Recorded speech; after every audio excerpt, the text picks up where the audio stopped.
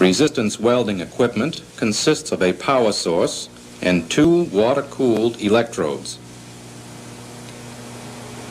The heat source is provided by the electrodes, which conduct electrical current through the sheets of metal being joined.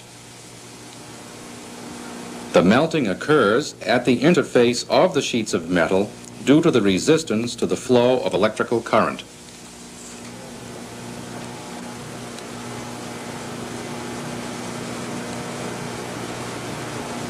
When the current is turned off, the metal cools, resulting in a welded bond between the two pieces.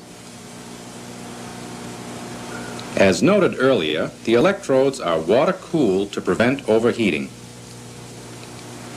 No shielding is required due to the rapid local heating and cooling, along with the pressure applied by the electrodes, which prevent contamination from entering the joint.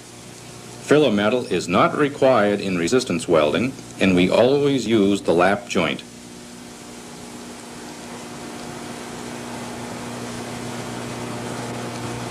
To start the operation, the operator ensures all settings are proper.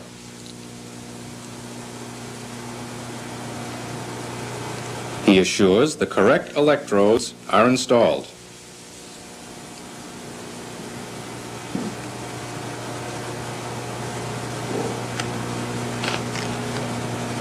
Test coupons are then welded.